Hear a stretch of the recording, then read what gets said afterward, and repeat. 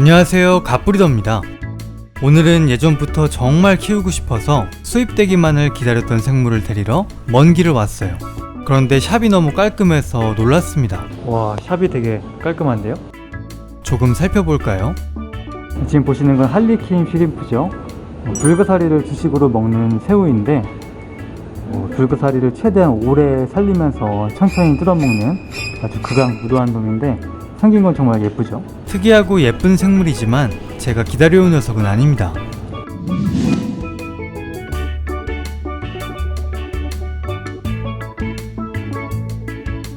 투스팟 고비를 따라오니 다양하고 특이한 해수어들이 눈에 들어오네요. 하지만 이 중에도 제가 찾는 녀석은 없습니다. 이 정도면 정말 특이하지만 브라질리언 포큐파인 푸퍼도 오늘 데려갈 녀석은 아니에요. 창문 닫기가 저절로 움직이는데요, 제비꼬리 턱시도를 입은 플라나리아 같기도 합니다. 보기는 귀엽게 생겼는데 얘도 육식어입니다. 프로그피쉬라고 벼다니면서 위장을 해가지고 작은 물고기 같은 거 잡아먹는 애들이에요. 수조 폭이 넓어서 그런지 바닷속 보는 것 같죠?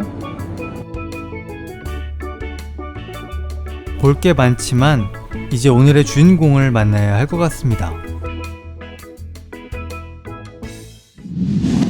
정말 작은 크기의 오징어인데요, 엄지손가락 한 마디 정도입니다.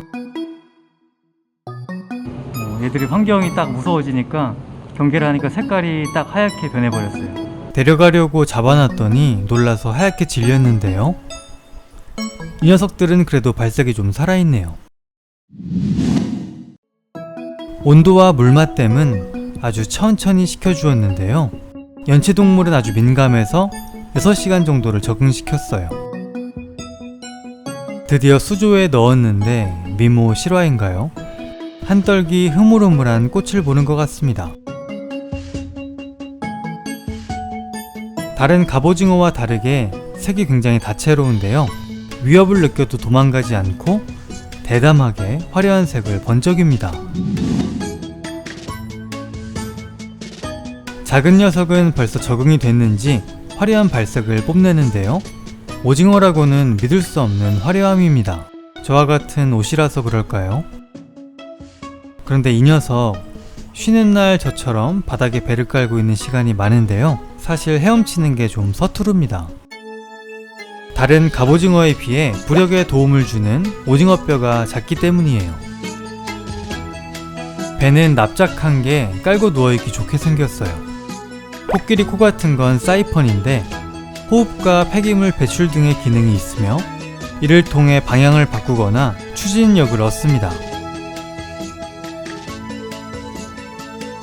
사는 곳은 주로 바닥층이고 다리를 이용해 기어다닙니다. 오직 살아있는 생물만 먹이로 삼기 때문에 먹이 조달이 좀 까다로운데요, 작은 갯지렁이를 주었는데 반응이 없었습니다.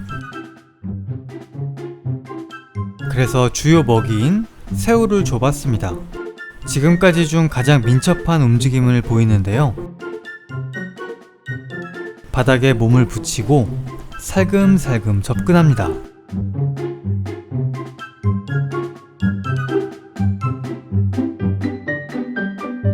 숨겨둔 촉수 같은 팔을 꺼내 새우를 잡으려 하네요. 신중히 조준하지만 실패했어요.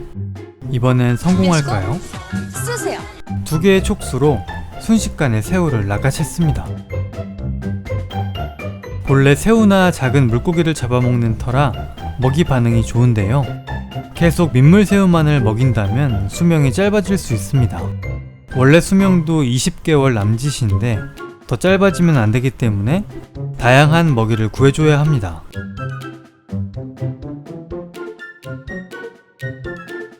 몇 시간 후 새우의 머리만 남아있는 것을 확인하였어요. 단단하고 날카로운 부분은 먹지 않고 버리나 봅니다.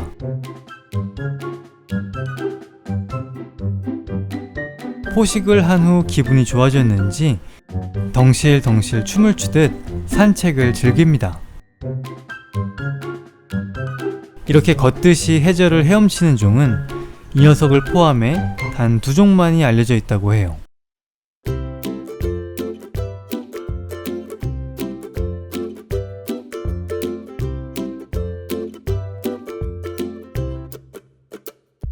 쉴 새 없이 물결치는 패턴과 강렬한 노란색은 이 작은 오징어가 독이 있다고 자신을 노리는 포식자들에게 경고하고 있는데요. 치명적인 독을 가진 파란 고리 문어와 같은 종류의 신경독을 가지고 있는 것으로 알려져 있습니다. 그러나 물기나 찌르기 등으로 독을 주입하지는 않고 근육의 독소를 포함하고 있다고 알려져 있어요. 그러나 독의 양과 사용 방법에 대해서는 논문을 찾지 못했는데요.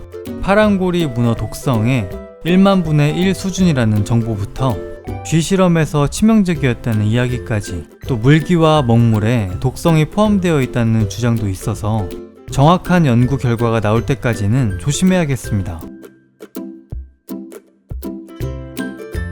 오징어가 집에 온 지 일주일 정도 되었습니다. 녀석들의 사냥 능력으로 봤을 때 큰 어항에서는 적응하기 어려울 것 같아 격리통에서 지내고 있었는데요. 이렇게 말미잘인 척도 하고 애교를 부리니 집을 좀 꾸며주겠습니다. 복잡하게 엉킨 스파게티 수초가 험난한 사육의 복선처럼 보여집니다. 바닥은 모래나 진흙을 선호하는데 산호사를 좀 깔아주었어요. 화분은 오징어도 혼자 있고 싶을 때가 있을 것 같아서 넣어주었습니다. 바닥재가 생기자 이상한 행동을 하고 있는데요. 사이펀의 출력을 이용해 산호사를 파고 있습니다. 팔을 이용해 팔 줄 알았는데 자신의 몸에서 나오는 물로 장풍을 쏘고 있어요. 똑똑하다고 하더니 정말인가봐요.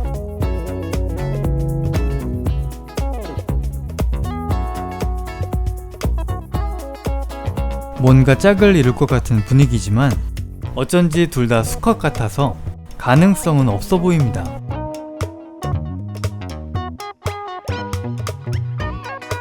보름 넘게 적응하면서 먹이 반응도 좋아졌는데요. 이제는 헛방 없이 한 번에 낚아챕니다.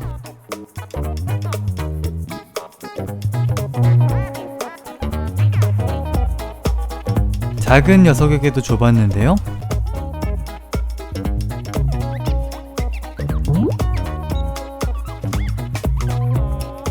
촉수도 잘 뻗지 못하던 모습은 사라지고 격렬하게 먹이 사냥을 합니다.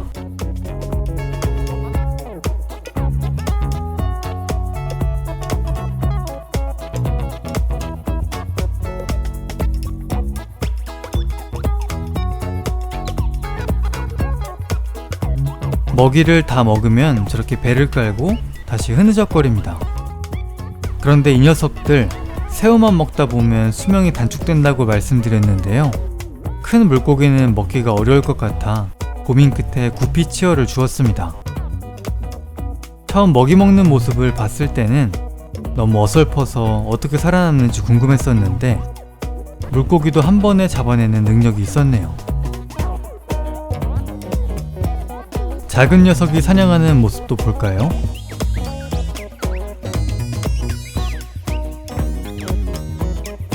역시 순식간에 낚아챕니다. 꽃보다 더 아름답지만 치명적인 매력의 갑오징어, 정말 신기하죠? 폐사율이 높아 걱정이 많았는데 현재 3주가 넘게 건강히 지내고 있습니다. 조만간 바다로 먹이 채집을 나가야겠어요. 오징어는 못생겼다는 통념을 깨버리는 세상에서 제일 예쁜 갑오징어였습니다. 시청해주셔서 감사합니다.